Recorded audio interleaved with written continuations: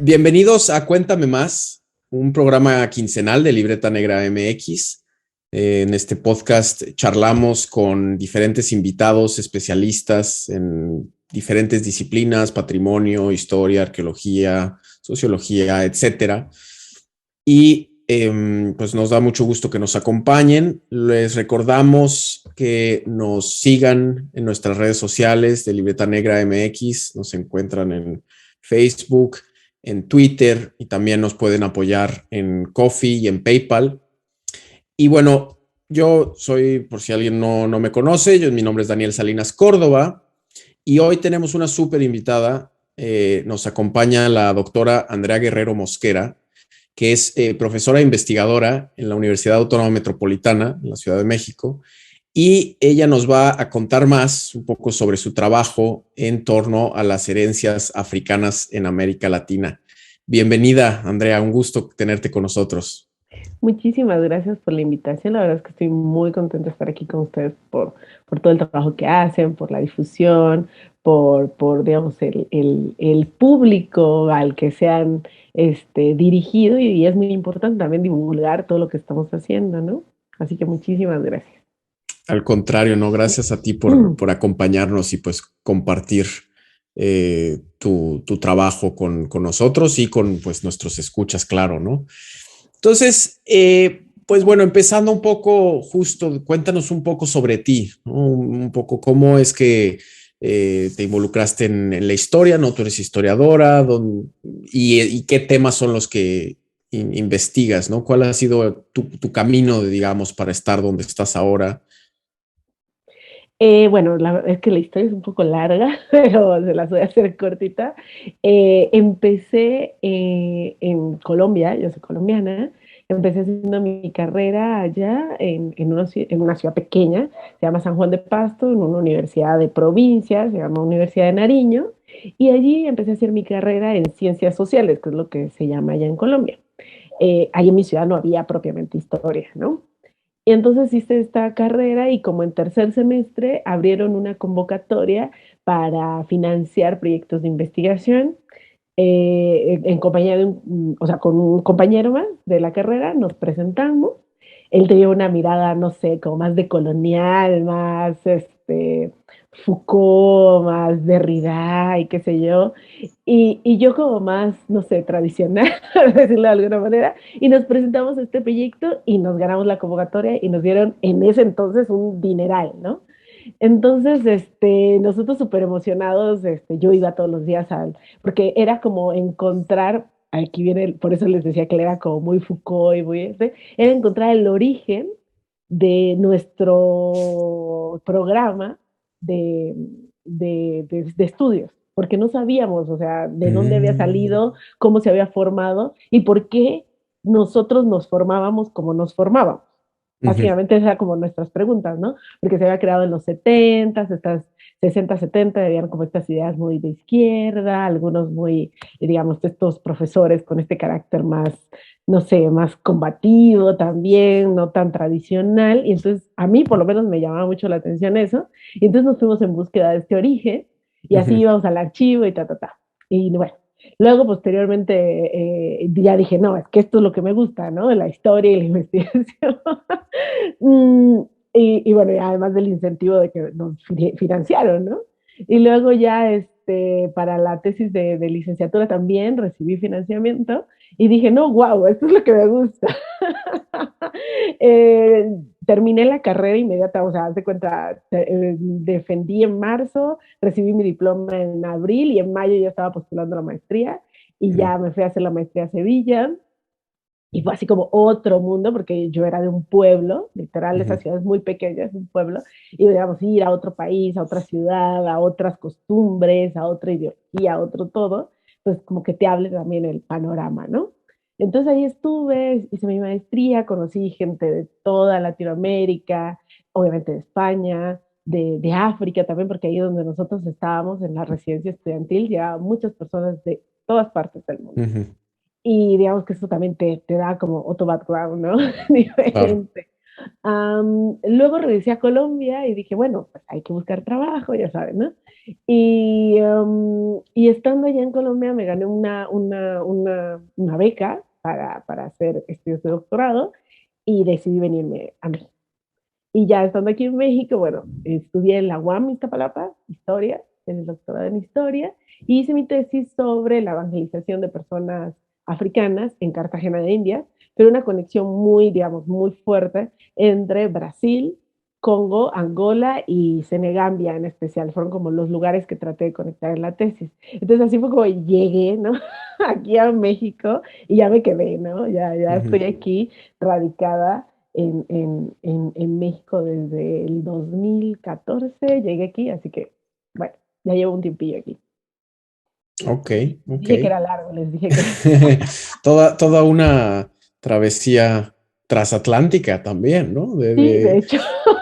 ir, cruzar el Atlántico, luego regresar, luego de Colombia a México, ¿no? Pero qué bien que has, pues, circulado. Creo que estoy muy de acuerdo de eso, de que realmente, pues sí, viajar, estudiar en otro lado te abre mucho, como dices, te da mucha perspectiva, ¿no? Y qué bueno que tuviste estas oportunidades. Y, y ahorita sigues en la UAM, ¿no? Sí, soy profesora de lo que llaman ahí curricular. Estoy Ujú, dando clases a nivel de licenciatura y también estoy dando clases en la maestría, en el posgrado, en historia y en historia de la ENA. ujú. Estoy, digamos, actualmente laborando en esas dos universidades y además de eso, que vamos a hablar, me imagino, más adelante, estoy colaborando con mis compañeras, mis colegas en la Red Iberoamericana de Historiadoras. Entonces, tengo varios frentes No, que buenísimo. atender a nivel profesional, investigativo y demás. Buenísimo, buenísimo. Y sí, más adelante, sí, es otro de los temas que quería tocar, esto justo de la red de historiadoras. Eh, pero y bueno, un poco también de rápidamente sobre tu carrera, ¿cuáles han sido como algunos de los mayores retos y también los mayores logros o Okay. satisfacciones que has encontrado en tu trabajo en estos ya años pues, de experiencia, de estudio y profesional, de investigación y enseñanza? Pues yo creo que mis mayores retos ha sido que me he cambiado mucho de ciudad, por cuestiones laborales, pero también de formación. Enfrentarme, digamos, a diferentes lugares, por ejemplo, en la tesis tuve que, en la maestría, en la tesis, ir a Lisboa, ir a Coimbra, ir a diferentes lugares para poder recolectar la información que necesitaba para mi tesis. Obviamente Sevilla, son como lugares, digamos, que todos vamos y recorremos cuando hacemos historia de la colonia, o Ujú. virreinal, como le quieran llamar. Em, Creo que ese fue como uno de mis mayores retos, porque digamos que yo era de un lugar muy pequeño, digamos que la visión cosmopolita es muy pequeña también. Entonces, como que llegar a estos lugares y abrirme y entender esos espacios, porque son otras dinámicas diferentes a las que yo estaba acostumbrada, ese fue como uno de mis mayores retos. Y yo nunca, o sea, nunca en mi vida había tomado clases de idiomas, o sea, vamos, sí, lo normal, inglés, pero no así como de manera intensiva, como lo tuve que hacer la tesis, entonces tuve que de manera intensiva aprender portugués, obviamente el inglés va de cajón, ¿no? Obviamente leer por lo menos leer, ya no se diga ni hablar, leer en francés, leer en italiano un poco, ahí medio entender cualquier cosa que luego viene en latín, en los documentos, ¿no? Y obviamente la paleografía. Mi primer acercamiento a los archivos fueron archivos del siglo XX, y yo de entrada me fui al siglo XVII, ¿no? Bien osada. Fui para la maestría, se me hizo muy fácil y dije, no, pues sí, siglo XVII. Pero así como hay cosas que se leen súper fáciles, hay cosas que no se pueden leer, o sea, te tardas Sí, sí, horas. sí. Y ese creo que fue mi mayor reto, fue eso, la paleografía y enfrentarme, ¿no? Y aprender de que no es la misma, el estilo, ¿no? De los escribanos en el lado hispánico al lado portugués, por ejemplo. Entonces, entender luego sus abreviaturas, tuve que comprarme unos libros. Claro. De hecho, me fui a tiendas, a bibliotecas de libro viejo para poder comprar este tipo de libros, diccionarios viejos en portugués, diccionarios de paleografía. Y Lisboa es una ciudad encantadora porque encuentras un montón de librerías de viejo, Ujú, algunos carísimos y otros digamos, de un precio razonable. Es que los carísimos son de colección, ¿no? De ujú, estos de ujú. que son, no sé, del siglo XIX o cosas así, pero también unos que son normales, ¿no? Y ya a precios módicos. Ujú, Entonces ujú. encontré de todo y bueno, esos son, pues creo que fueron como mis mayores retos al enfrentarme. Además, digamos, la historiografía a la que yo estaba acostumbrada era muy regional, No. donde solo estudias tu pueblito, tu Ujú, parroquia, ¿no? ujú, Un ujú. hito muy específico donde no sales de esos 3 parámetros, ¿no? Y a mí se me dio por ponerme exótica muy, muy soñadora yo y dije, no, pues yo voy a hacer Cartagena y voy a hacer África y voy a hacer, ¿no? Muchas cosas, obviamente dentro de mis limitaciones, Ujú.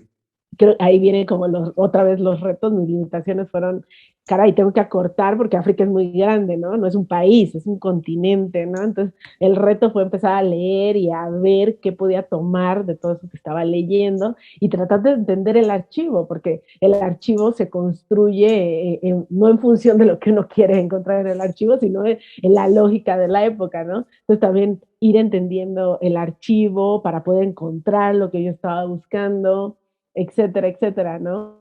Además de que yo Claro. en un inicio quería trabajar solo, bueno, solo Nueva Granada y Brasil, y resultó que de Brasil no había lo que yo quería para el siglo XVII, Mm, que es lo que yo trabajé para la tesis, entonces no, fue todo un reto en plena búsqueda de información en el archivo, cambiar por completo lo que yo había pensado, que era historia comparada, mm. y dije, no, yo lo que voy a hacer es historia atlántica, porque voy a cruzar el Atlántico de Europa a África, a Brasil y a la Nueva Granada. Entonces, idear un nuevo marco para la tesis fue como el reto, pero en medio de esos retos encontré muchas satisfacciones como muchas becas. Mm, Recibí mucho financiamiento para mi tesis. La del CETLA creo que fue la más importante, bueno, la que da CONACYT aquí en México, ujú, la beca mixta que da México, pero también la del CETLA de la Universidad de Ámsterdam.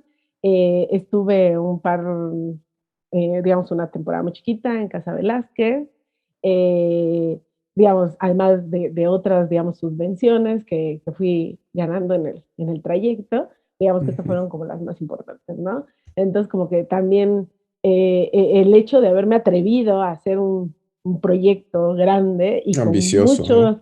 con muchos retos, también me trajo, digamos, a mi modo de ver, también mucha satisfacción, además de que aprendí muchísimo. O sea, es diferente la historiografía mexicana, la colombiana, la brasileña, a la portuguesa, ¿no? A la norteamericana, y pues tratar como de aprender de todos un poco esta visión, ¿no? Ujú. Eh, digamos, más amplia, ¿no? De la historia. Entonces yo creo que esas fueron como las satisfacciones. Y bueno, ni hablar de cuando te sale un paper publicado y eso, pues también como que uno se siente muy contento porque Ujú. a veces te cuesta, unos más, otros menos, pero a veces te cuesta, ¿no? Que te publiquen un paper y ya verlo materializado es como de, ay, qué bueno, pues que se publicó, ¿no? Sí, Entonces, pues sí, como que de todo, ¿no? Como a todo el mundo, altos y bajos, ¿no? En eso. claro, claro, claro. Sí, pues así es la vida un poco, ¿no? Pero qué interesante pues sí, estos retos y grandes satisfacciones y de ese trabajo en archivo que mencionas en Lisboa suena realmente, sí, complejo, pero súper satisfactorio e interesante, ¿no? Y que, bueno, ya que estamos hablando tanto de esa investigación en específico, pues, ¿qué fue lo que encontraste? En pocas palabras, sé que Pocas resumir una tesis palabras. en una respuesta en un podcast no es No. cosa fácil, pero en pocas palabras, pues, ¿qué onda con este intercambio transatlántico que analizaste? Para el siglo XVII encontré que hubo esfuerzos por evangelizar a las personas de origen africano en Cartagena de Indias, pero digamos que fue un esfuerzo casi que en solitario de estos jesuitas ahí en Cartagena, porque digamos, uno de los abanderados que se llamaba Alonso de Sandoval escribía cartas, preguntaba, etcétera, y como que no encontraba feedback. O sea, sí, pero no de la manera que él pensaba que iba a encontrar. Entonces le mandaban cartas diciéndole, no, sí, aquí pues sí los evangelizamos, pero pues no mucho, ¿no? Y preguntaba él, oigan, ¿y si es lícito, si es legal esclavizar? Y decían, pues es que aquí hasta los más doctos, abro comillas, aquí hasta los más doctos, pues tienen sus esclavos, cierro comillas. Es decir, si ellos, que son los más avesados, tienen esclavizados, ¿por qué yo no, no? Que soy Claro. un sacerdote normalón, ¿no? Y entonces así como que hay discusiones dentro de, digamos, de esto, y se ve en muchos lugares del virreinato del Perú, que es al que pertenecía en ese entonces Cartagena, y en el mismo reino de la Nueva Granada, y en otros lugares de América Latina. Entonces, básicamente lo que encontré es que había un trabajo de una u otra forma en solitario, pero había unas ligeras conexiones con otros lugares, como en África Occidental y Central, y había cosas que podrían parecerse a lo que estaba pasando en Brasil. Poquito, someramente, pero no, digamos, no del todo, no fue una operación conjunta que dijeran todos los jesuitas, vamos a hacer todos al unísono, paso 1, paso 2, paso 3, no. Más bien cada cual desde su trinchera empezó a ver cómo le hacía, y ya luego se empezaron a enterar que en otros lugares estaba pasando, y dijeron, mira, esto está funcionando, ¿no? Vamos a hacerlo también. Entonces digamos que hubo varios intentos, y digamos que esos intentos en su conjunto son los que yo traté de estudiar y como ponerlos todos en una tesis.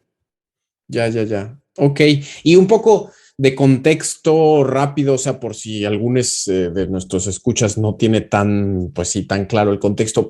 Esto es en el siglo XVII, ¿no? Que, si mal no entiendo, el siglo XVII fue como la cúspide de los esfuerzos esclavistas transatlánticos en el Imperio Hispano, o como que empezaron en el siglo XVI, ya llevaban un buen rato, ya era una, pues, institución bien establecida, y todavía faltaba pues bastante tiempo para que se aboliera y la esclavitud, ¿no? Entonces, si estoy en lo correcto en estas, Más o menos. más o menos, o no. Justo para eso, como dando el contexto rápido del siglo XVII. Pues en el siglo X, de hecho, en el siglo XV, a finales del XV, que empiezan como estas incursiones, empiezan a solicitar que por favor les dejaran esclavizar, ¿no? A las personas africanas para, pues, sacar provecho, ¿no? Porque total, abro comillas, ahí habían un montón y parecía que nunca se acababan, cierro comillas. Así decían algunos Wow. viajeros y exploradores. De hecho, una de las cartas que le escribe el rey de Portugal al Manicongo, es decir, al rey del Congo, a finales del siglo 15, es justo eso, dice, a mí me han contado que por más que saquen personas de ahí, los africanos no se acaban, punto, ¿no? O sea, no importa cuántos saquemos, igual no se van a acabar. Bueno, más o menos el discurso va en ese sentido, pero como que no había digamos, el comercio no se había hecho tan fuerte. Para el siglo XVI, XVII, en el XVI todavía está un poco tenue. Hay una página, de hecho, que ahorita se las pongo, se las regalo aquí para que tú las pongas en tus redes sociales, donde justo te dan cifras, ¿no? Y gráficas y todo, de cómo va evolucionando a medida que van pasando los siglos. Y entonces lo interesante es que en el siglo XVI, XVII empieza a subir, y Cartagena de Indias, justo durante la primera mitad del siglo XVII, fue uno de los lugares más importantes en el Atlántico en general, donde llegaron personas esclavizadas. Ahora, también llegaron a Veracruz, también llegaron a La Habana, también llegaron a Brasil, evidentemente, y al resto del Caribe, ¿no? Y obviamente a Europa. pero digamos que Cartagena, por eso tomé Cartagena, fue como uno de los lugares más importantes durante el siglo XVII. Algo que va a cambiar drásticamente a mediados del siglo XVII. Baja Cartagena de India y empieza a otros lugares. Entonces, ¿qué pasa? Empieza por ejemplo, en Brasil, a finales del siglo XVII empieza el boom del oro. Descubren, no habían descubierto el oro en Brasil todavía, y a finales del siglo descubren el oro y empiezan a llegar, pero así avalanchas de barcos trayendo personas esclavizadas a Brasil. Luego empieza el boom de la caña de azúcar, del tabaco, del algodón en estas plantaciones al sur de Estados Unidos, pero eso ya es en el siglo XVIII. Entonces empiezan y me gusta mucho esta página de Slave Voyage porque ahí vienen como así como videitos y pasan puntitos y justo en estos siglos empiezan, en el siglo XVIII empiezan así los puntitos, hacen así. Y entonces como que te da una idea de la cantidad de viajes que hubo justo en estas décadas del siglo XVIII.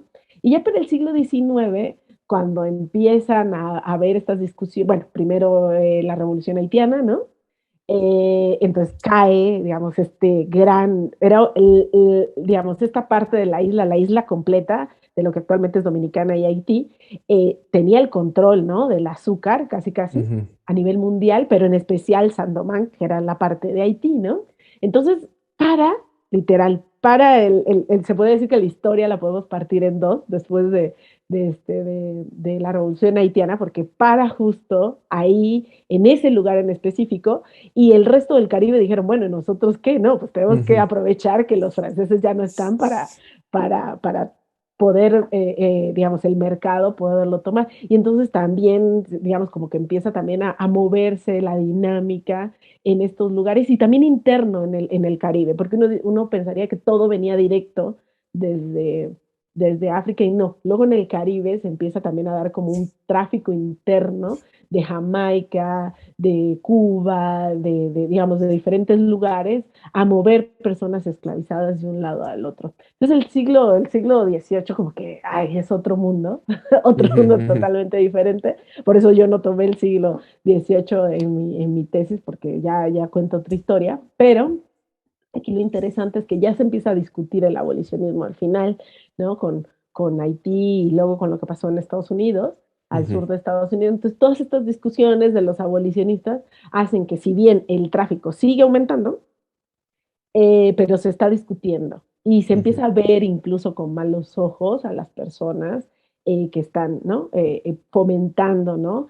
La esclavitud, pero vamos, duró muchos siglos y no se iba a acabar algo de la noche a la mañana, de ahí que muchos pidieran compensación. En el caso de Haití, los franceses pidieron compensación, se les puso una multa, por decirlo así, a Haití, y fueron compensados por haber perdido sus tierras y sus personas esclavizadas. Lo mismo pasó en Estados Unidos. Las colonias del sur pidieron compensación por entregar, digamos, por liberar a las personas que estaban esclavizadas y por dejar estos territorios que tenían destinados para el cultivo, para demás, pues ya no serían, digamos, no con mano de obra esclavizada, sino con un salario, ¿no? Que eso también es como medio mentiroso un poco, ¿no? Lo del salario, pero bueno. Y así hasta que se llega en diferentes lugares de América Latina, lo que actualmente sería América Latina, Colombia, Perú, etcétera, se empieza en Argentina, se empiezan a dar pues, los proyectos abolicionistas y llega una fecha en la que se supone deja de existir la esclavitud en diferentes lugares de América Latina, que pues depende, ¿no? Pero digamos que el tráfico, incluso después de que ya se había prohibido, ¿no? Seguía, ¿no? Ilegalmente, obviamente, pero seguía. Entonces, ahí va, más o menos. Sí, sí, no, pues definitivamente es algo bien complejo, que siento que sí, también no hay, pues no se ha tratado tanto, ¿no? Bueno, pero no nos adelantemos, ese es un poco justo de qué tanto se conoce y se discute esto, pero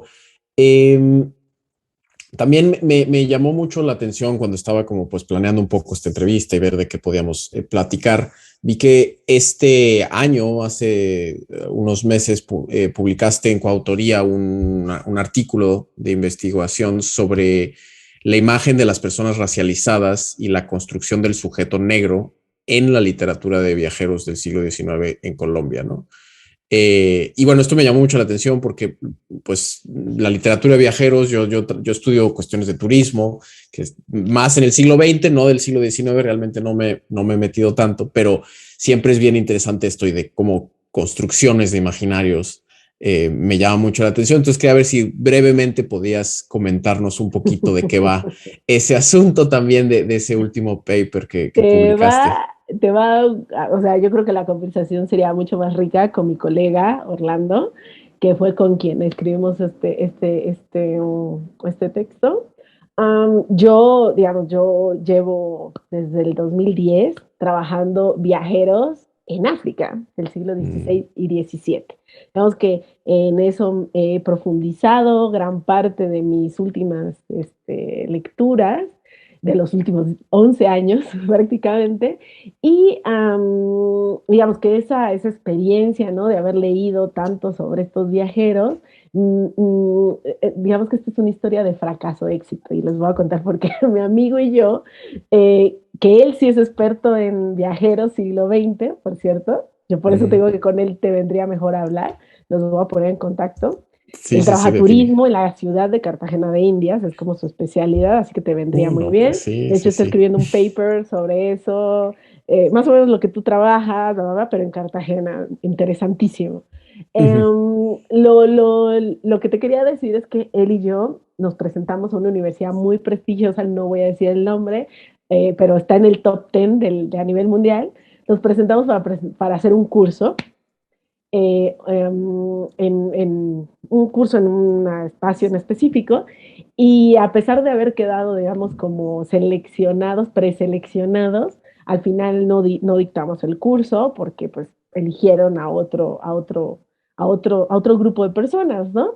Pero para eso hicimos una investigación, o sea, estuvimos él y yo preparando, Mm, documentándonos a nivel visual, pero también a nivel teórico y de las representaciones escritas. Te digo, yo llevaba como un background, pero del siglo XVI y XVII y en África, pero él sabe más sobre el siglo XIX y XX. Entonces unimos esfuerzos y dijimos, bueno, ¿qué vamos a hacer? Porque escribimos un montón para la clase en cuestión y lo volvimos un paper. Háganse cuenta que lo que ustedes ven ahí en ese paper es como lo que nosotros queríamos dar en un semestre, ¿no? ya. Y Ujú. dentro de nuestra investigación encontramos que hay una imagen de las personas, en especial las personas afro, en Colombia en general, y siempre cuando se estudia digamos, este ámbito, usualmente se hace referencia a a la comisión coreográfica, que es algo muy, muy importante dentro de la historia colombiana, porque se describe los tipos de personas que hay en toda la República, y dentro de esos tipos está las personas afro, pero se concentran al interior del país. En cambio, luego como apartándonos un poco de esta comisión, nos dimos cuenta de que en el Caribe, que es como lo que más trabaja mi compañero, hay un montón de descripciones súper interesantes donde casi casi deshumanizan, animalizan a las personas de origen africano. Las imágenes que muestran es como una persona negra se está peleando casi casi con un caimán, ¿no? O sea, el símil es casi como si dos animales estuvieran peleando, ¿no? Mm. O la desnudez que destacan de las personas africanas, o afrodescendientes en este caso, casi siempre las pintan desnudas o con poca ropa o tomando licor, bebiendo licor, porque pues claro, son borrachos, no son ociosos y no trabajan, ¿no? Y entonces lo interesante de todo el paper, y es que al final lo que encontramos es que efectivamente estas personas iban a estos lugares, tenían este imaginario de las personas, las representaban así, pero luego les sorprendía, por ejemplo, llegar a Cartagena, una ciudad eminentemente negra, y encontrar personas militares como de rangos no tan bajos, de rangos medios y tal vez un poco altos para el estándar que ellos estaban acostumbrados. Entonces, ese poder de agencia de las personas, eso les sorprendió mucho, ¿no? Por ejemplo, y eso también lo contamos en el paper. Entonces, unimos esfuerzos, él desde su expertise y yo desde la mía, y tratamos digamos, de condensar todo lo que habíamos encontrado en esta investigación que habíamos hecho. Y bueno, finalmente salió publicada y estamos muy contentos hoy. Ok, sí, no, pero pues eso también es muy interesante. Y luego como pues esas cuestiones, digamos, tras bambalinas pues sí, de la academia, de cómo funcionan a veces estas cosas, luego no se ven, ¿no? De cómo pues sí un curso frustrado resultó pues sí en una publicación y qué mejor. Y suena muy interesante. Sí, vamos a poner el enlace también al artículo, por si alguien quiere echarle un ojo directo al artículo. Y sí, con Orlando de Ávila Pertús, ¿no? Es el nombre Sí, sí. del compañero, del coautor. Sí, suena muy interesante. Estaría bueno tenerlo de invitado en un episodio futuro también. Este, y bueno, pasando entonces a lo que hace ratito medio apuntábamos, ¿no?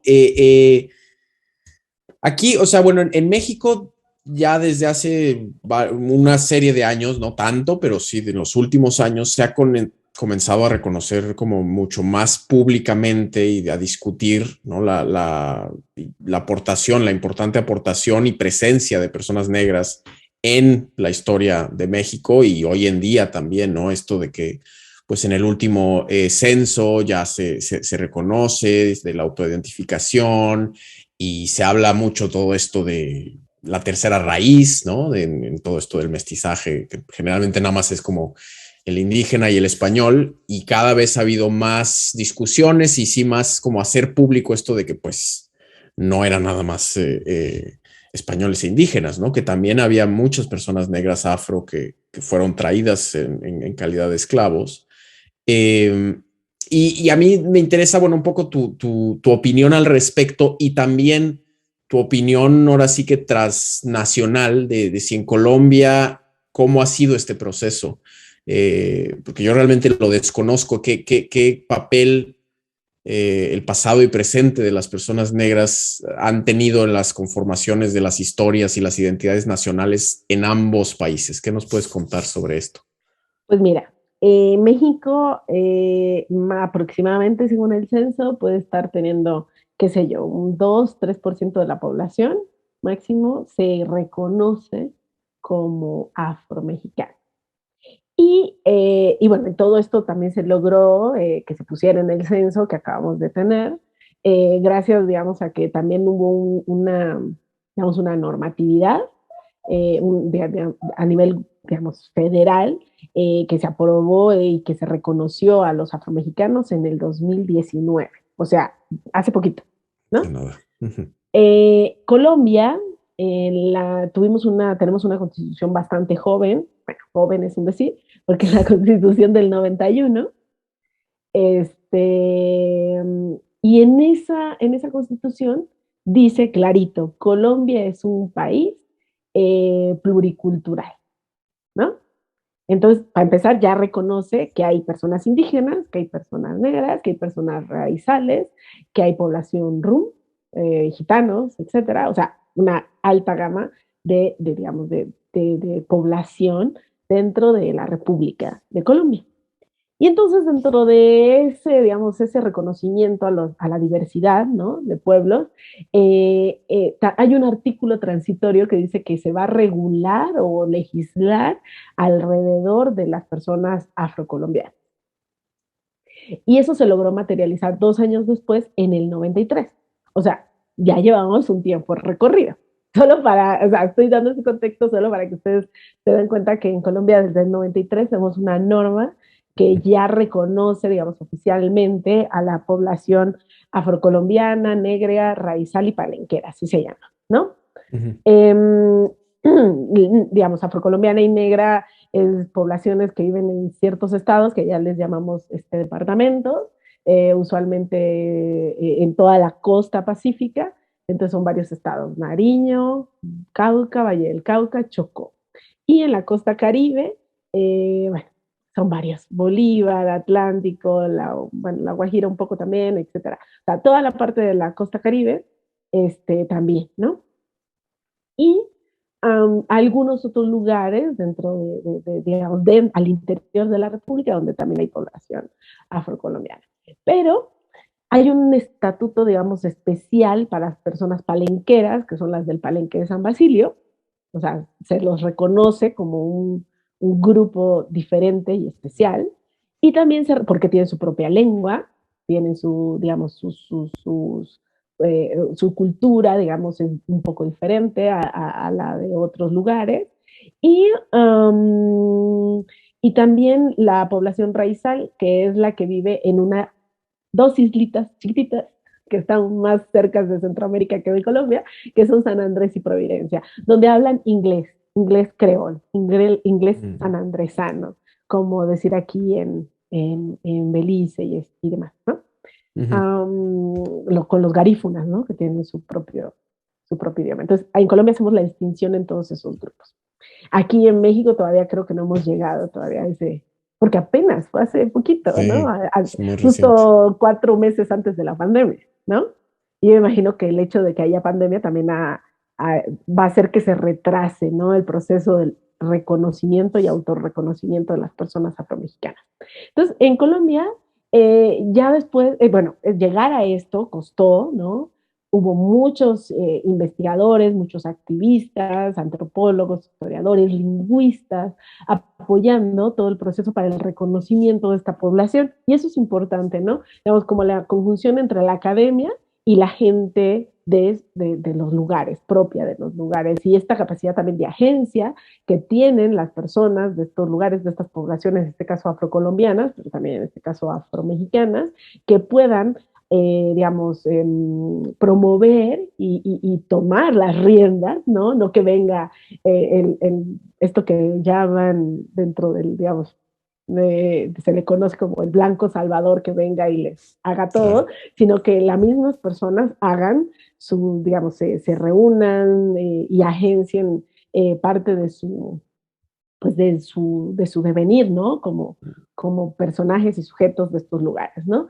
Entonces, y yo creo que aquí en México lo están haciendo muy bien, en la Costa Chica, de Guerrero, de Oaxaca, también en el norte, con los mascogos, por ejemplo, que están bastante bien organizados, etcétera. Yo creo que hay investigaciones que están respaldando también a estas personas, y creo que eso también es como la parte donde viene la academia, ¿no? Ayudar con sus investigaciones de dónde vienen estas personas, cómo llegaron aquí, cuáles son sus costumbres, cómo se autorreconocen, ¿no? Como afromexicanos, etcétera. Y yo creo que como por ahí vamos, ¿no? Entonces, Colombia, el caso ha sido, yo no diría similar, porque ya digamos, fueron otras épocas, fueron los 90, ¿no? No había lo que hay ahorita, las redes sociales ni nada de eso. Casi iba la persona con su libretita, ¿no? A hacer la investigación, el antropólogo y demás. Pero creo que se ha avanzado bastante. Por ejemplo, cuando yo entré a la carrera, y ya con esto termino, me llamó mucho la atención. Yo estudié, o sea, yo soy de un pueblo que se llama Tumaco, está en la costa pacífica colombiana, donde el 99% de la población es negra, ¿no? Pero yo me fui a estudiar a una ciudad que se llama Pasto, que es una ciudad eminentemente mestiza y blanca. Con decirles que yo era la única negra en todo el colegio, toda la comunidad estudiantil, yo era la única negra. Entonces, cuando ya fui a entrar a la universidad, me recibieron los papeles, pero yo no señalé la casilla que decía afro. Y entonces la persona que me recibió los papeles me preguntó que por qué, que casi me dijo que qué tonta, ¿no? Porque eso me daba pase automático a la universidad. Pero uno de los requisitos, así en letra chiquita, era de que además de ser de este lugar, en este caso de Tumaco, de mi pueblo, yo tenía que haber estudiado lo que llaman ustedes aquí la prepa, mi secundaria y mi prepa la tenía que haber estudiado allá. Entonces eso hacía que yo no pudiera acceder a un cupo especial como afro. Entonces, en Colombia, en las universidades, no sé ahora, pero en ese entonces había un cupo especial para indígenas, afros y reinsertados. Los reinsertados son las personas que eran guerrilleros, por ejemplo. Entonces, si tú, obviamente se mantiene bajo secrecía, si tú dices que eres reinsertado, básicamente tienes un cupo asegurado en la universidad. Y igual para los afro, igual para los indígenas. Entonces yo entré a la universidad sin este cupo especial, pero fue gracioso la forma en la que se dio la dinámica con la persona que recibía los papeles, porque ella, pues obviamente me vio, ¿no? Y me dijo, pero tú, ¿por qué no pones en la casilla? Y le digo, porque no cumplo los requisitos. Y me dijo, con tu foto basta, ¿no? Porque el formulario trae la foto, ¿no? Y yo sí, pues sí, ya sé, ¿no? O sea, es obvio que soy afro, pero no cumplía los requisitos. Obviamente yo siguiendo los requisitos, ¿no? Claro.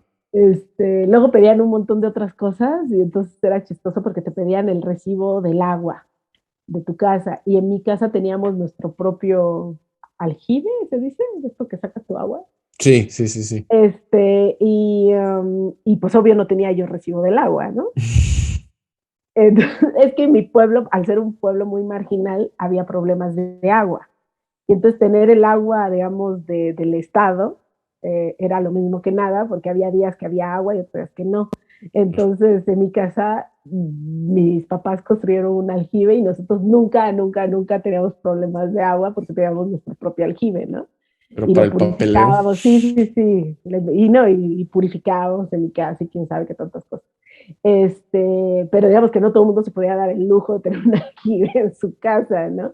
Entonces yo llevé mi recibo de la luz y me dice la señora, ¿pero por qué trae el recibo de la luz? Le digo, porque en mi casa no tenemos. Y me dijo, pues hubiese traído un certificado de que en su casa no hay agua. Claro, ella debe haber pensado que de verdad en mi casa yo no tenía servicio de agua.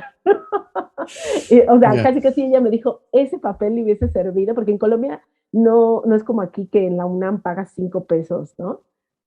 Sino que pagas según tu estrato socioeconómico. Entonces ya lo que me hacía entender era que con ese tipo de papeleos yo hubiese podido pagar 0 pesos casi. Ya.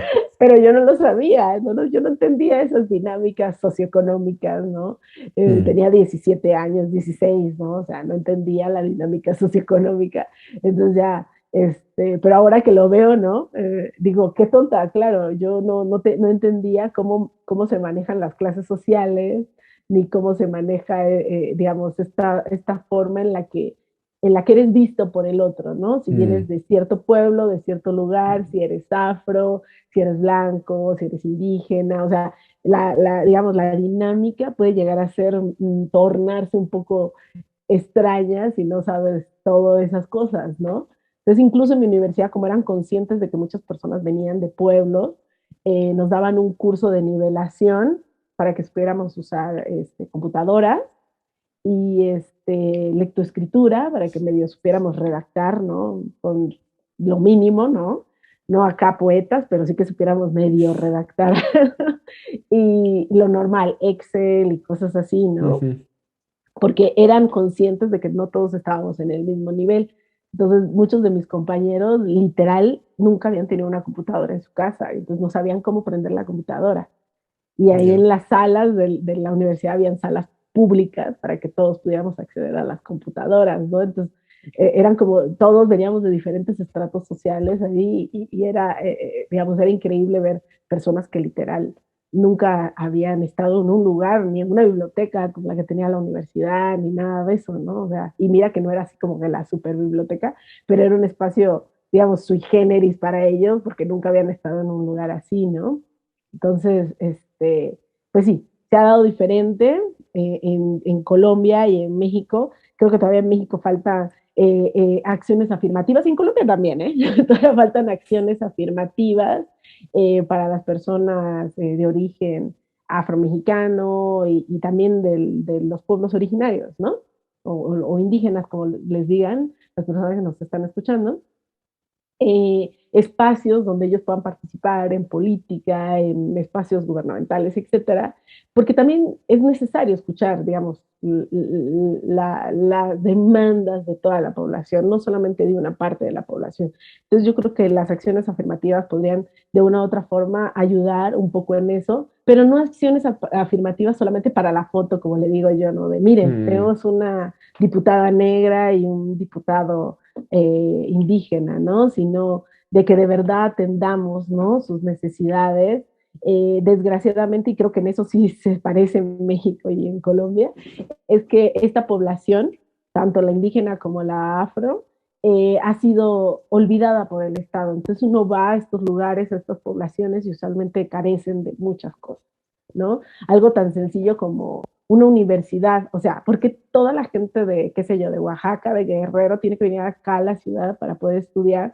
No es más fácil ponerles una universidad y hay que estas personas, una universidad pública buena, ¿no? No estoy hablando de cualquier casita, ¿no? Una universidad buena donde pueda, ¿no? La gente ir a estudiar y no tener que desplazarse hasta acá, pagar renta y quién sabe qué tantas cosas que pasan aquí en la ciudad y que obviamente digamos que no es el deber ser. Y es algo que también lo veo allá en Colombia todavía, a pesar de que tenemos cupos especiales, como les acabo de contar, hay becas especiales, de hecho, para afros ahorita, gracias justo a estas acciones afirmativas, y lo celebro mucho del gobierno, en Colombia es que hay becas especiales para afros, para ir a estudiar doctorados, maestrías y doctorados fuera del país, muchos de ellos en el área de humanidades, sociología, antropología, historia, diferentes áreas, se están formando en diferentes, ahora sí que en las universidades del top 10 del mundo, y estoy segura que en los próximos años, 2, máximo 3, estarán llegando toda esta generación que se ha ido a formar y que, digamos, puede ayudar en políticas públicas también, a nivel cultural, ¿no? A nivel de las humanidades y demás. También hay de otras áreas, de medicina, de ingenierías, etcétera, ¿no? Pero yo hablo desde mi campo, ¿no? Desde las Claro, humanidades. sí. Hay un capital humano que se está formando y yo creo que eso también le hace falta a México, ¿no? Por ejemplo, tener becas especiales para las personas indígenas. Sé que hay internamente algunas becas en algunos lugares, en algunos estados también, pero como que creo que hace falta más acciones afirmativas y reconocer, por ejemplo, como segunda lengua, cualquiera de las lenguas indígenas. ¿Cómo es posible que una persona que hable náhuatl, que es nativo del náhuatl, sea obligado a escribir sus tesis en español cuando no es su primera lengua? Y además de eso, o sea, que no se le permita, ¿no? Escoger como segunda lengua la que ellos tienen como primera, ¿no? Entonces, y un país donde se supone hay una población nahuablante, ¿no? Bastante considerable, ¿no?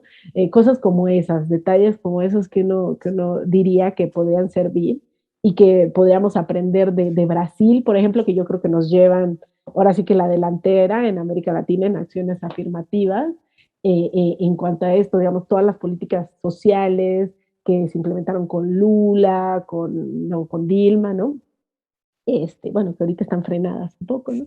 Pero, digamos, todas estas políticas de acción afirmativas que allá implementaron y que se ven, ¿no? O sea, lo que veíamos ahorita en los Olímpicos, la chica de gimnasia olímpica ganarse una plata y un oro, ¿no? A mí me estremeció ver a una de las ex atletas brasileñas narrando, ¿no? El hecho y decía, es que esto es impensable, o sea, hace años esto era impensable, porque se supone que las mujeres y los hombres negros no estaban destinados a ciertos deportes, como la gimnasia olímpica, por ejemplo, y ahora ver que esta chica se estaba ganando, ¿no? El oro y la plata fue así como de wow. Y justo su historia es que empieza ella justo con estas políticas públicas en la época de Lula a entrenarse. Literal, a veces no tenía ni para el pecero, para irse a entrenar, pero se entrenaba y hacía todo el esfuerzo, porque había una política de democratizar, ahora sí que la formación de personas a nivel pues federal, que allá también es federación, como acá, ¿no? A nivel federal, empezar a formarse. Entonces yo creo que México y Colombia deberíamos de ver el ejemplo también de Brasil, que creo que Claro. nos lleva yo creo que por lo menos 20 años más en estas acciones afirmativas, y que si bien no han solucionado todos los problemas, ¿no? Que tiene Brasil a nivel social, ¿no? Pero han ayudado en gran medida. O sea, vemos universidades donde hay población afro, o sea, es visible, ¿no? La población afro en las universidades en Brasil, ¿no? Que tal vez hace 20, 30 años era impensable, ¿no? Entonces, son pasitos, poquito a poquito, que debemos ir recorriendo. para darles, porque no es solamente irles a dar, ¿cómo lo digo sin que suene feo? Ir a dar ayudas económicas, ¿no? Sin ningún sentido, ¿no? Sino también proveerles la estructura para que la población pueda por sus propios medios hacerlo. No que cada vez que haya un presidente, un gobernador o alcalde, se aparezca y es, ay, les vamos a hacer un puente, ay, les vamos a hacer una escuelita y así diminuta la escuela, ¿no? Y les Claro, vamos a sí. hacer un hospital y una cosita así de hospital. No, algo grande, algo bien hecho, algo donde la gente pueda sacar provecho Sí, para y empoderar, ¿no? sí, Realmente no, sí, no no, solo dádivas, sino para empoderar y sí, que sí. puedan, pues sí, tener las riendas de su propio destino, como decías tú, ¿no? Sí, en un futuro no muy lejano, mediano plazo, ¿no? Es que a veces creo que en la política queremos ver, ¿no? Ya, ¿no? Los resultados ya en 2 años, en 3 años. Y no, esto Sí, es todo un proceso, puede tardarse sin problema 30 años en que empecemos a ver como los sí, sí. resultados en diferentes lugares. Sí, pero ahí los trienios y los sexenios son lo que le da un poco en la torre a eso. Todo el mundo quiere nada más, pues como dices, muy para inaugurar algo y para la foto Claro, y ya, ¿no? imagínate. Pero no, bueno, qué interesante esta visión, pues un poco comparada y con entre Colombia y México y también el ejemplo de Brasil. Y sí, pues sí, como mencionas, en México realmente estos temas son todavía muy nuevos, pero qué bueno que ya se están pues poniendo tan en la mira y se están visibilizando más y que sí se está avanzando, como dices, igual son Sí, hay, pasos. digamos, desde mi área, desde la historia, yo creo que ya llevan pues bastantes años, yo diría 20, 30 años, trabajando de manera constante en estos temas, ¿no? De los afromexicanos, tanto en actual como, digamos, en la época virreinal, colonial, a principios, ¿no? De la República. Yo creo que hay bastantes estudios sobre eso Ujú, y creo que pueden apoyar, ¿no? A todos estos movimientos y están claro, apoyando, no es que pueden, en teoría, no, lo están apoyando sí, todos estos movimientos que se están gestando actualmente y yo creo que eso es lo interesante también. claro, sí, no, es muy bueno, estoy completamente de acuerdo que es muy bueno como ver que todos esos esfuerzos, como bien mencionas, tanto académicos como dentro de, digamos, el activismo y la política desde abajo, digamos, ya están dando fruto de esas décadas de esfuerzos y trabajos, están empezando ya pues a hacerse más visibles y ya entrar a un escenario pues sí más nacional y más amplio, ¿no? Entonces, pues qué bueno y qué interesante. Sí, gracias por compartir tu experiencia y tu opinión. Y bueno, para ir empezando a cerrar, pero no lo dejamos de lado, quería que nos contaras un poco de este proyecto que ya mencionaste de la Red Iberoamericana de Historiadoras. ¿Cómo surgió este proyecto y cuáles son sus objetivos, cuáles son sus actividades? Cuéntanos de qué va el asunto con esta red. Pues mira, un día estábamos en un foro, mis colegas Isabel Juárez y Leonor Reyes, y en ese foro estábamos las tres compartiendo nuestras experiencias como historiadoras y estaba yo contándoles justo sobre esta plataforma de Women Also Know History, y también les estaba mostrando digamos, justo cuando empezó la pandemia, una investigadora brasileña, pero que vive en Estados Unidos, es profesora en Howard University, y ella empezó a compartir libros de mujeres que hacen historia afro-latinoamericana, afroamericana en general, o historia africana. Y entonces ponía literal en su Instagram la foto de la persona y su libro. Y entonces uno abría así el Instagram de ella y se veía puras fotos de mujeres. O sea, para mí fue una cosa así como, wow, yo no he leído a todas estas mujeres. Para empezar, me sentí mal conmigo misma porque dije, yo no he leído a todas estas mujeres, he leído a algunas, ¿no? Ujú. Por no decir muy pocas. Y entonces empecé como a interesarme, ¿no? Sus publicaciones que la investigadora hacía Y cuando les estaba mostrando a ellas justo esto, porque les tomé así literal captura de pantalla de la foto con el libro de la persona, ¿no? Y era una cosa así inmensa de puras mujeres, ¿no? Yo me atrevería a decir que en ese entonces iban más o menos como en 50, 60 libros que había compartido esta investigadora, o sea, no eran 2 libros. Claro, claro. Y luego les mostré, bueno, lo de Women Also Know History, y también les había mostrado de cómo algunas colegas han investigado de cómo, no es que, a ver, porque a veces de pronto alguien que nos esté escuchando, ay, ya va a venir con su rollo del feminismo, ¿no? Pero no es que las mujeres se estén quejando todo el tiempo de no tenemos espacios o no, en la academia específicamente, ¿no? No tenemos espacio, no nos reconocen, no, bla, bla, bla, sino que es algo real, o sea, con cifras. Entonces les estaba yo Sí, mostrando cómo algunas investigaciones muestran como por ejemplo, cómo muchas mujeres, en vez de dedicarse a escribir, por ejemplo, libros o papers, se dedican más a lo que podríamos equiparar al cuidado, es decir, a asesorar tesis, a dedicarte literal a explicarle con peras y manzanas a un estudiante. O sea, es más normal que una mujer se dedique a eso y que dedique más tiempo a la enseñanza y al digamos, a guiar a alguien, ya sea en la escuela de profesional, ¿no? En la universidad, pues, o en la escuela de posgrado, ¿no? Mientras que los investigadores varones es más normal que descuiden esta parte y se dediquen más a publicar. Entonces hay una gran disparidad entre lo que publican las mujeres y los hombres. Y ahora con la pandemia ni les digo, ahorita las cifras están peores. Entonces, otra cosa que muestran los estudios es que las mujeres cuando tienen hijos es muy probable que su producción baje. Entonces, si una mujer publicaba, un ejemplo así, ¿no?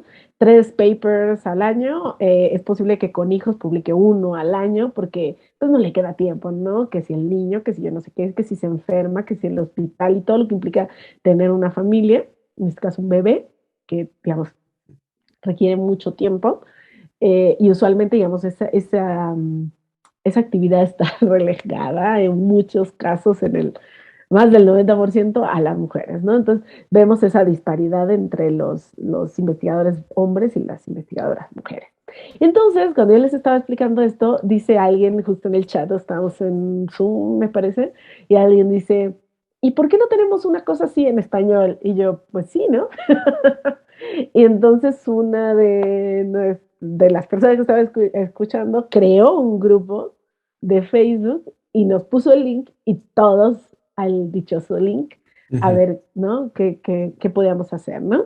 Y entonces empezamos a coordinarnos por ejemplo, mi compañera Leonor hizo un trabajo extraordinario porque las puso así casi que por temáticas, ¿no? Historia económica, historia social, historia cultural, historia de las religiones, historia de no sé qué. Y ahí como que todas empezaron a decir, ay, sí, yo trabajo la religión en, no sé, en Asia, yo en África, yo en América, yo en México, yo no sé qué, yo en Yucatán. Y empezaron a compartirse y empezaron a crearse también grupos internos de historia de la infancia, historia del tiempo presente. Varios grupos se empezaron a gestar ahí adentro. ujú. Entonces, nosotras, al ver, digamos, como esta dinámica, dijimos, bueno, ¿qué queremos nosotras de la red? Y es, sí, queremos divulgar, perdón, el trabajo de las mujeres solo historiadoras, no, digamos, no quisimos abarcar más, solo historiadoras, porque pues si no nos íbamos a volver locas, este, a nivel iberoamericano, ¿no?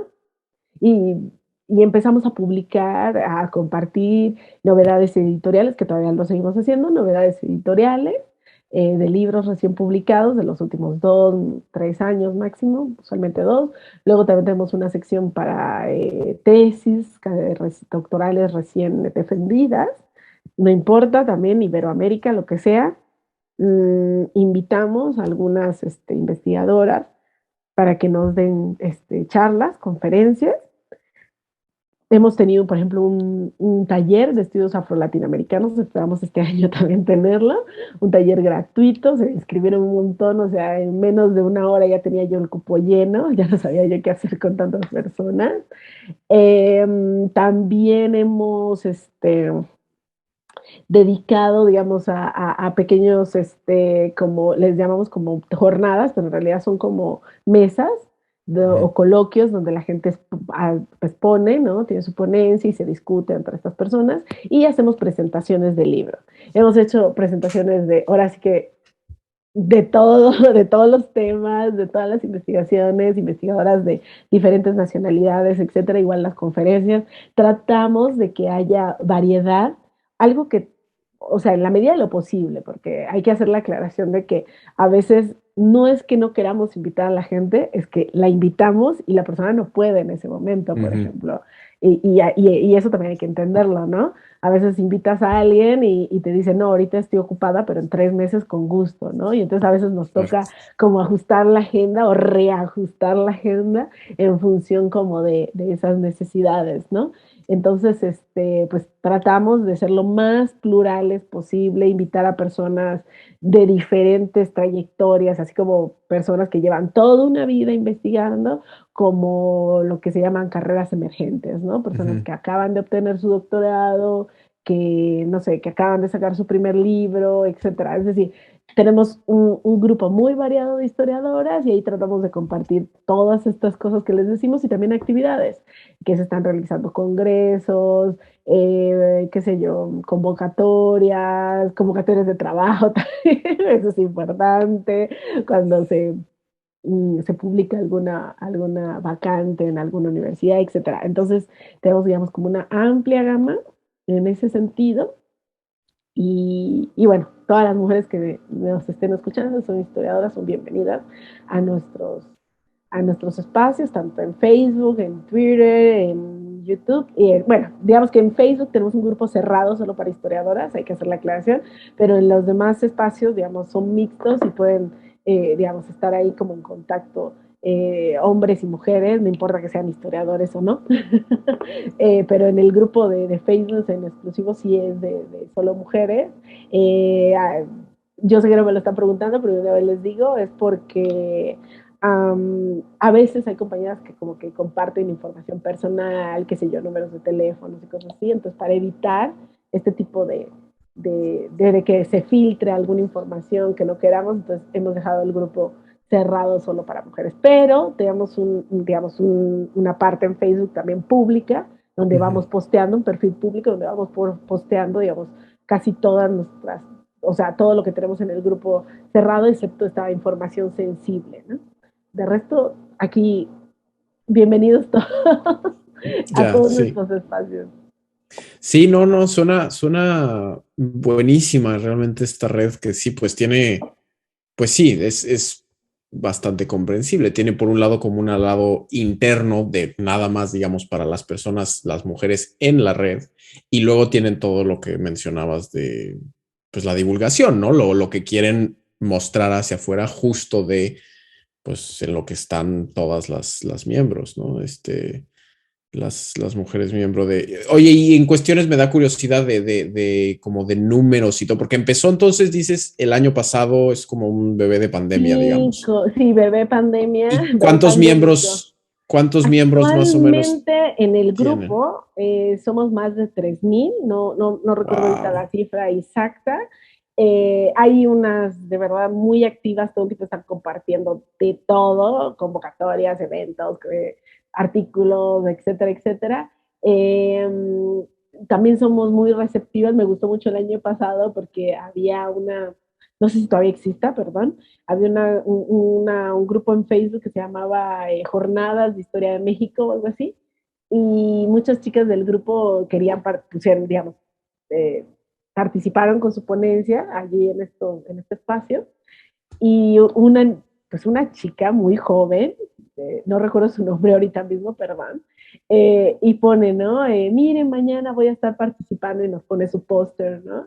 Voy a estar participando en este lugar y a ver si me pueden acompañar, pues aunque sea virtual, ¿no? Ya que presencial no se puede. Y todas, pues, yo creo que fui de las primeras que le puse, sí, te va a ir muy bien, no te preocupes, cero nervios, sé qué. O sea, me gusta el ambiente que internamente en el grupo se ha dado Claro. entre las chicas, de apoyarse, digamos, de la dinámica de compartir algunas cosas internamente, también han armado sus grupos, etcétera, como les comentaba, de historia de la infancia, historia del tiempo presente, etcétera. Y es muy interesante también cómo a raíz digamos, del grupo, otros grupos que digamos, han salido de ahí, por ejemplo, que antes estaban ahí dentro del grupo, era Historia de Asia, y se reunían y bueno, ahora abrieron su propio grupo también en Facebook. A lo que voy es que se han empezado a dar dinámicas, la gente se ha conocido porque la gente no se conocía y yo creo que esto es importante, ya para terminar, que digamos que, a ver, es lógico, si hay historiadores, sabemos que hay historiadoras, ¿no? Hay médicos y médicas, ¿no? Hay odontólogos y odontólogos, o sea, lo sabemos, ¿no? Pero lo que yo te decía, yo sabía que había muchas historiadoras que escribían sobre temas afro-latinoamericanos, afroamericanos y historia africana, pero no las había leído, no las conocía.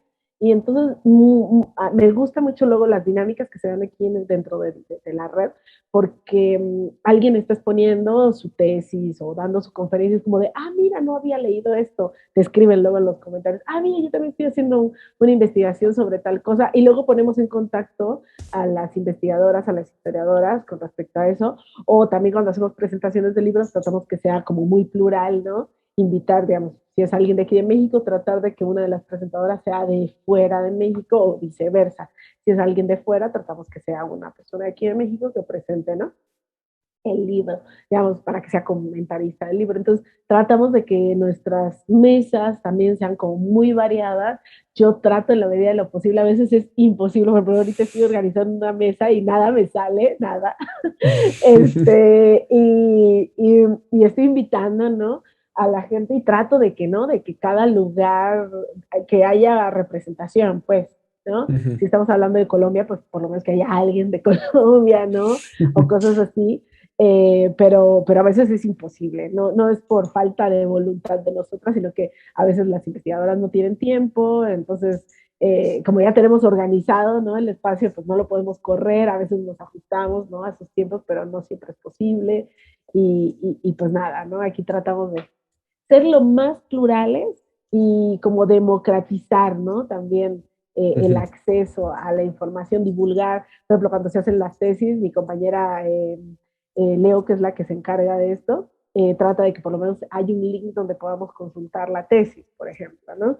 Y yo creo que eso es importante, ¿no? No solamente decir, ay, sí, hay una tesis, sino decir, miren, lean la tesis, ¿no? Aquí la pueden encontrar. O miren, salió un libro y es como, no, miren, aquí pueden conseguir el libro. Claro. O si el libro es gratuito, miren, aquí está el libro gratuito, lo pueden descargar porque es open access, ¿no? O sea, tratamos en la medida de lo posible de divulgar, pero también como hacerlo, no sé cómo decirlo, parejo, ¿no? No es como que solo invitar a la investigadora de toda la vida, ¿no? Emérita, como le decimos aquí en México, ¿no? Que es como el más alto grado, ¿no?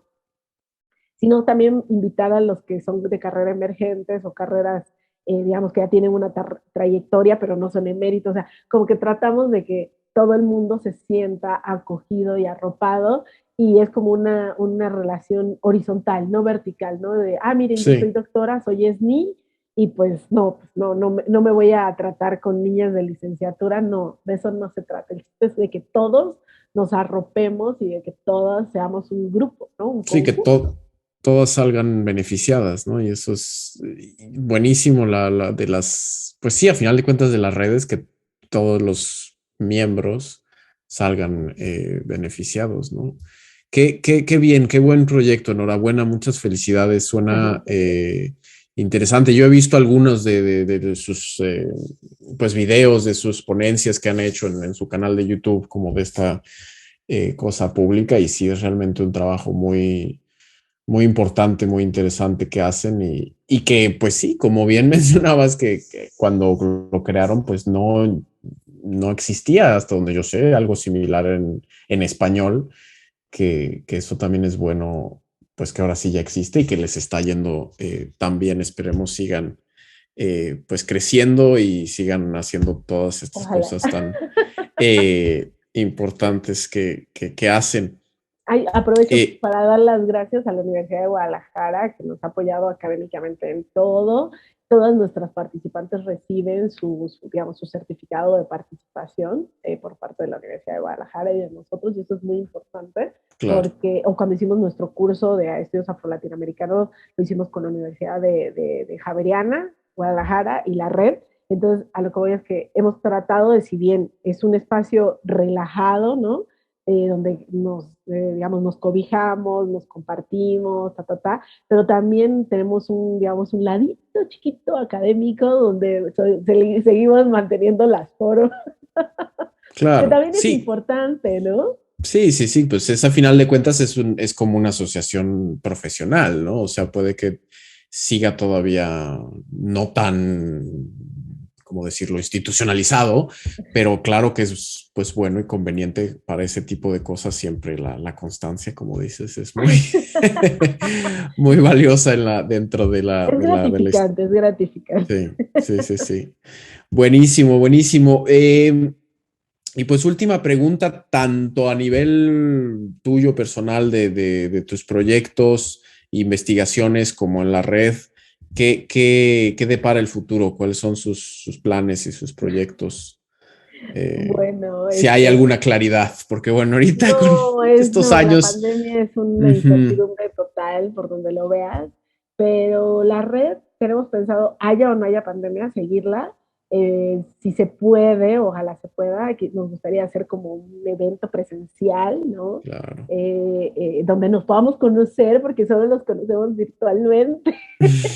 O sea, conocemos a todas nuestras conferencistas y participantes y ponentes y demás solo a nivel virtual. Ujú, Yo me atrevería a decir que de las 3,000 integrantes, con esfuerzo conozco a 100, 200 máximo personalmente. Es decir, no las conozco a todas, me encantaría conocerlas.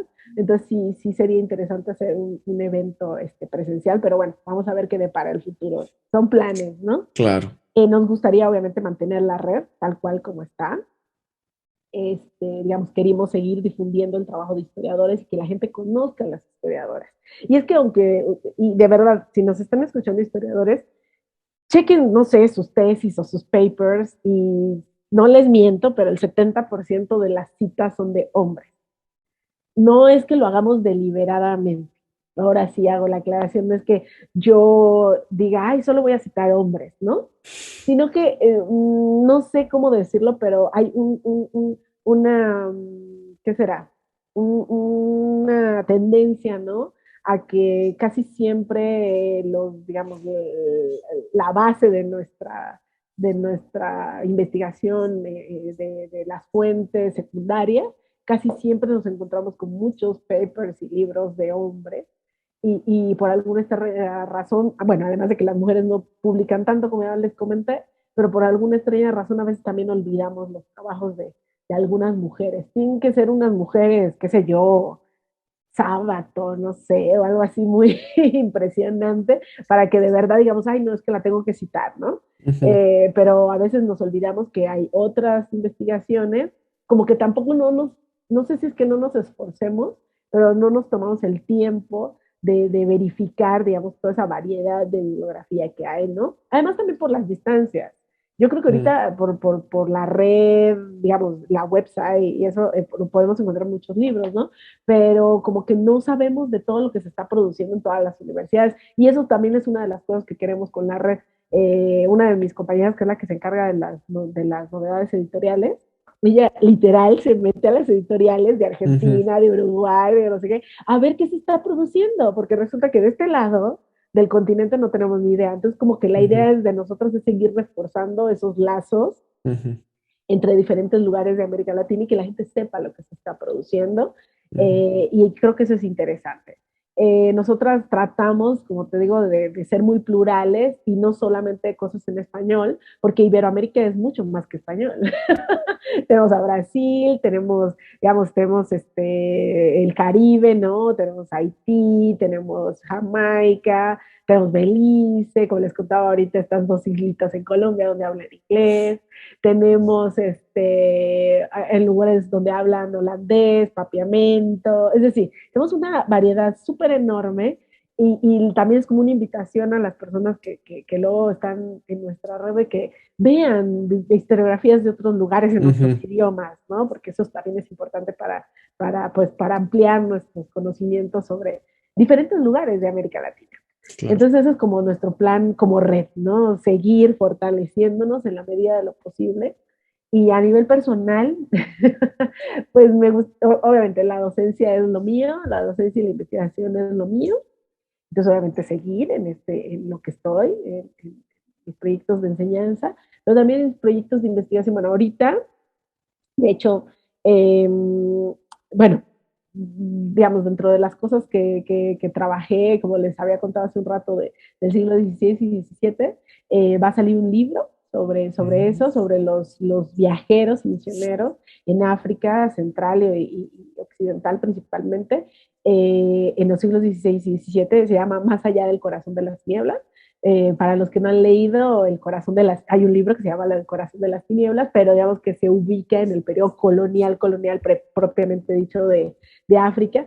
Y este libro que yo estoy escribiendo, pues es digamos, como una especie de darle la vuelta a ese concepto del corazón de las tinieblas, sino digamos, de la temporalidad anterior a esto, ¿no? Del siglo XVI y XVII, que no es el periodo colonial, es precolonial todavía.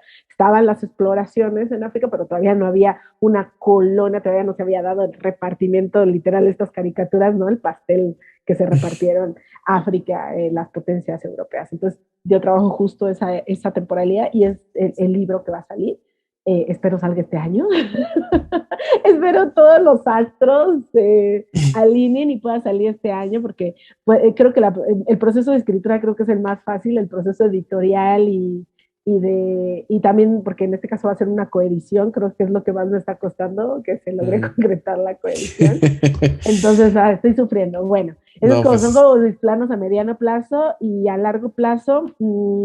Tengo una nueva investigación. Me gustaría, obviamente, mi tesis publicarla, pero pues esa, no sé, todavía no lo sé. No tengo fecha ni editorial ni nada, pero me gustaría que se publicara, digamos, a mediano plazo, no sé, en 1 o 2 años, me gustaría que se publicara. Y mi proyecto actual, que está muy relacionado con este último paper, que es sobre la imagen. Estoy trabajando la imagen de personas afrodescendientes en la Nueva España a finales del siglo XVIII. Es el proyecto que estoy trabajando ahorita. De hecho, los invito porque en pocos días, el 9 de septiembre, voy a dar una charla justo sobre esto. Es la primera charla que voy a dar sobre esta investigación. Nunca la he compartido con nadie, así que es la primera vez que voy a hablar sobre esto. Y bueno, en marzo luego voy a dar otra charla justo sobre esto también, sobre estos temas. Es decir, es una investigación en curso, pero que ya está empezando a dar sus frutos. Espero de muchos más sobre el tema, ¿no? No, pues buenísimo, buenísimo. Sí, pues la mejor de las suertes con lo del libro. Lo esperamos que pronto, esperemos si salga este libro. Va a ser open access, no va a ser de pago, va a ser gratis. Es buenísimo, buenísimo. Digamos, pensando en esta onda de divulgar el conocimiento, de no solamente de lucrar, sino también de divulgar, de que la gente conozca, porque, perdón por la cuña, aquí un ratito, mi idea es de que la gente como que se acerque a la historia africana, porque pensamos que eso está muy lejano, y la verdad es que está más cercano de lo que en realidad creemos. De hecho, muchas de las fuentes que consulté están en español o en un portugués que se entiende bastante, que se entiende porque se parece mucho el español y el portugués de esa época, se entiende bastante bien. Pongo los links en la medida de lo posible de las cosas que están gratuitas, ¿no? De dónde se pueden consultar estos libros. Es decir, mi idea con este libro es no solamente contarles lo que yo investigué, lo que yo encontré, sino también como de, mire, tú lo puedes hacer. Tú hazlo, sí, tú hazlo por tu cuenta porque está interesante el asunto. Entonces, por eso también esta dinámica de que sea open access, de que, digamos, que la gente lo pueda consultar fácil, etcétera. Ojalá esté pronto, ahora sí que colgado en la red para que el mundo lo pueda consultar. Sí, no, pues sí, esperemos. Definitivamente viva el Open Access y ya pues cuando salga, esperemos pronto, ahí lo andaremos compartiendo también nosotros. Y bueno, justo ya para ahora sí cerrar, pues siempre nos gusta dar el espacio de cómo te pueden encontrar nuestros oyentes? ¿Cómo te pueden buscar si tienes presencia en redes sociales? Eh, Tanto, digamos, las tuyas como de la red, ¿no? Que lanzaste esta invitación, que se me hace genial. Esperemos de nuestras oyentes historiadoras se unan, pero ¿cómo te encuentran a ti y cómo encuentran a la red de historiadores? La red, literal, pones en Facebook Red Iberoamericana de Historiadores, te aparece el grupo cerrado, así que lo pueden encontrar. Y también lo mismo en YouTube y en Twitter pueden poner exactamente lo mismo, Red Iberoamericana de Historiadoras, y ahí les aparece me parece que la arroba en Twitter es arroba RIH eh, historia, o sea, RI historiadoras. Y ese es en Twitter, ya les dije, ¿verdad? Y en YouTube no hay problema, literal ponen así de Red Iberoamericana y les aparece el canal. Denle suscribirse para que les llegue, porque cada vez que vamos a subir, pues les llega, ¿no? El mensaje de que se está subiendo o que se va a subir un video nuevo. O pueden ver todo lo que tenemos ahí. La verdad es que tenemos una variedad bastante amplia de videos ya subidos. Llevamos ya más de un año trabajando en la red, así que hay bastante de los temas que ustedes se puedan imaginar, de todo, de todo hay: historia de la niñez, historia social, historia cultural, historia de México, historia de Colombia, historia de Argentina, de Uruguay, no, de todo. O sea, ahora sí que tenemos una variedad súper, súper amplia de temas ahí en la red. Y las personales, en Twitter estoy como arroba a Guerrero Mosque, porque ya no me alcanzó el Mosqueda. Twitter no me dejó poner todos mis dos apellidos, que son un poco largos. En Instagram, ese sí ponen de todo, Andrea Guerrero Mosquera, ¿no? Todo seguido, y también me pueden encontrar. Y les voy a pasar el link para que ustedes lo pongan también de miacademia.edu por si alguien quiere leer el paper justo que mencionabas, que me preguntabas, y también otros papers que he escrito pues anterior. De hecho, a principios de años me salió otro paper del siglo XVII, este no es del siglo XIX. Entonces ahí como que voy, a veces cuelgo algunas cosas que voy publicando, ahí están también en academia.edu. Buenísimo, buenísimo. Pues sí, nosotros nos aseguramos de acá abajo en la descripción del episodio, tanto en YouTube como en Spotify y demás redes donde colgamos el podcast. Ahí pueden encontrar estos links para que vayan y sigan pues a Andrea, y también sigan las actividades de la red iberoamericana de historiadoras. Y pues no creo que algo más que quieras agregar antes de ya despedirnos. No, muchísimas gracias a todos los que nos están escuchando. Muchísimas gracias a ustedes por la invitación, por el espacio y por dejarme hablar. Yo la verdad es que estaría aquí encantada 3, 4 horas hablando, porque me encanta hablar. Y más si son de cosas que me apasionan y de mis investigaciones de los últimos 10 años, por lo menos. Aquí les he resumido mis últimos 10 años en una hora. Así que no, no es fácil, ¿eh? Pero yo con gusto, cuando quieran me pueden volver a invitar y con gusto volvemos a platicar. Sí, no, pues sin duda estaría muy bien volver a tenerte por acá. Igual ya que salga pues el libro o con más investigaciones para que pues nos cuentes un poco más de en qué has seguido, ¿no? En Libreta Negra siempre la puerta está abierta. Igual con la red estaría bien ver si sale alguna colaboración o algo. Yo creo que Y sí, podríamos hacer algo para que sí, sí, ustedes pues hay. conozcan a lo que nos dedicamos cada una dentro de la red, porque digamos que cada una tiene unas funciones específicas. Si bien todas nos Sí, colaboramos, pero también cada una tiene como unas funciones específicas claro, dentro de la red. claro. Entonces estaría bueno que platicáramos Sí, que sí, sí, ustedes sí. platicaran con mis otras 3 colegas, porque se nos acaba de unir un colega, así que somos 4. Buenísimo, buenísimo. Sí, pues adelante. A nosotros nos encanta, pues sí, justo colaborar y hacer red y impulsar proyectos tan padres como este de la Red Iberoamericana de Historiadoras. Y pues bueno, muchísimas gracias, Andrea, por acompañarnos, por contarnos de pues un poco de tu trayectoria, de tus investigaciones, de tus labores. Muy, muy, muy interesante.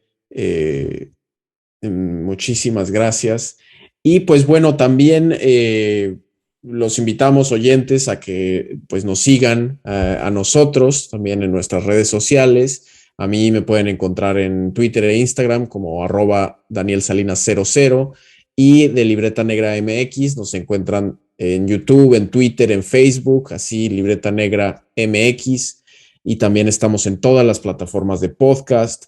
Síganos, igual suscríbanse, compartan nuestros contenidos, nos ayuda mucho, pues sí, para que podamos llegar a más personas. Y si gustan apoyarnos un poco más, también les agradeceríamos enormemente si nos pueden invitar a un café virtual en Coffee o en PayPal. También ahí recibimos apoyos económicos porque pues Libreta Negra MX es un proyecto autogestivo e independiente y con estos apoyos son pues gracias a los cuales podemos seguir produciendo este tipo de contenidos, crecer y mejorar para ustedes. De nuevo, muchísimas gracias, Andrea. Y nos vemos pronto entonces en 2 semanas para otro episodio de Cuéntame Más. Hasta luego. Gracias.